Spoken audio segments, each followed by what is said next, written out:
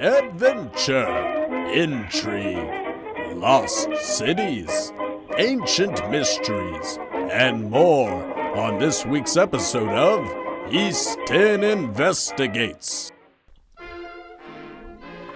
Ladies and gentlemen, welcome to the East10 Outpost.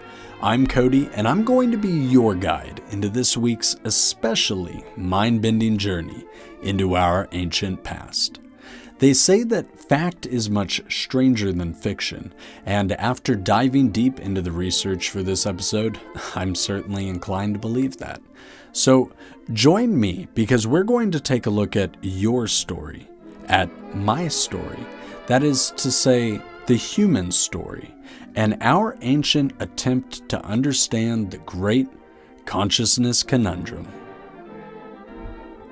Almost 5,000 years ago, some of the first and most in-depth written records about human consciousness start with the Assyrians and the Akkadians of ancient Mesopotamia.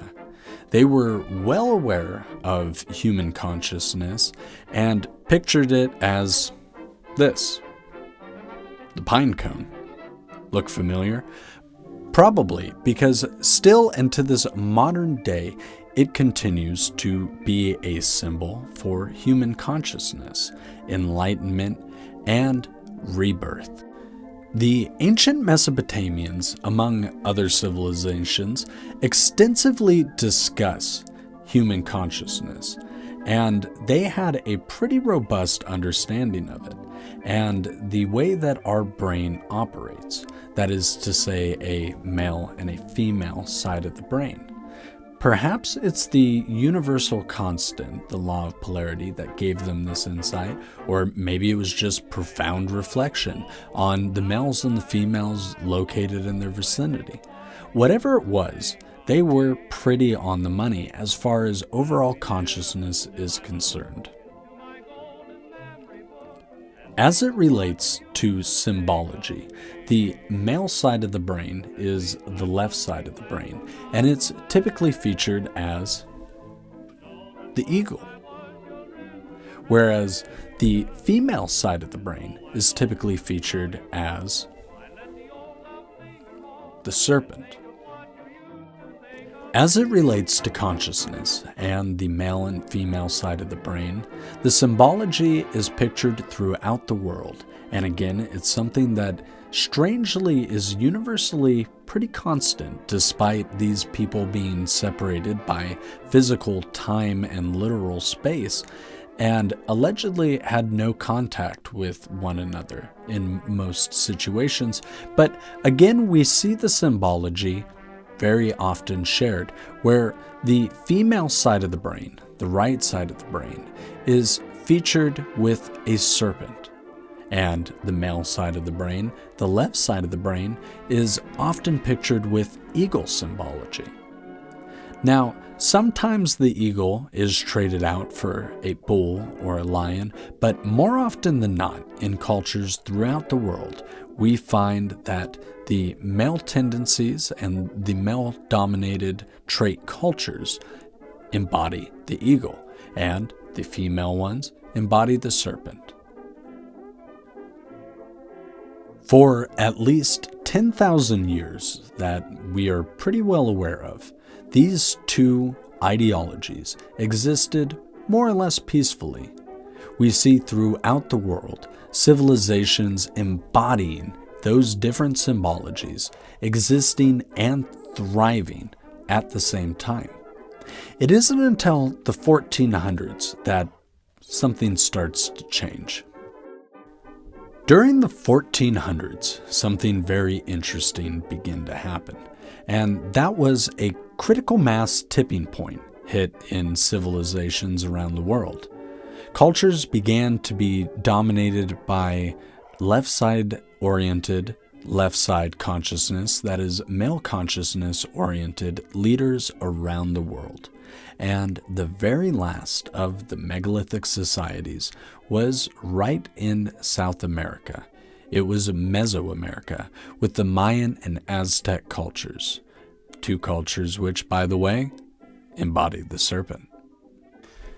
This relative period of peace would last until roughly the 1400s, until the rule of Pope Alexander VI of the Holy Roman Empire, who would issue the decree to Spain to send conquistadors to ancient Mesoamerica. These conquistadors were to subjugate and convert the indigenous people there by any means necessary. And that's exactly what the conquistadors did. And by roughly the end of the 1600s, the last of the old world was well and truly snuffed out. The serpent ideology was dead, and the Holy Roman Empire, with its eagle symbology, had destroyed the last of the serpent symbology. The male consciousness had finally destroyed and snuffed out the last of the civilizations built on female consciousness. And that's why today we see in the Mexican flag none other than an eagle holding a serpent. I don't think that's by any means a coincidence. And I think if you take time to look at the symbology all throughout the world, you'll see there's a lot of not such coincidences. But again, that's a story for a different day. By the end of the 1600s, the predominant male ideology, the left-brained ideology, had reigned supreme. But that violates a very serious universal law, the law of polarity. So from the 1600s clear to now, we can draw a very direct and coordinated line of when the balance broke and the result of having broken balance. It's not acceptable to break a universal constant law, but here we are today in 2023 doing that. And how's it going for us? It is up to us to break the modern systems of control, to regain control of our consciousness, and to find balance within the left and the right side of our brain, our divine male and female. It is up to all of us to be centered individuals, to be the best people we can be, to be both compassionate and assertive, to be thoughtful but concise. We can all do this. We can all find that balance. And I think if we do, maybe, just maybe, the human story could get back to a far more interesting and enlightening one. So, ladies and gentlemen, I hope you looked this brief glimpse into our ancient past and our ancestors' attempt to understand consciousness, and when the control systems that be really began to understand consciousness and how to control it. I hope you take an introspective look at yourself and at the world around you and consider what you might be able to do to obtain a little better balance today. Because while we might not be able to make macro changes, we can all make micro changes. And that starts with inner self-balance. When you find your inner self-balance, you can help other people find their self-balance. And hopefully one day we'll reach a mass consciousness where we can all be a little bit more balanced. Wouldn't that be nice? Ladies and gentlemen, thank you for joining me here in the Outpost for another episode of East 10 Investigates.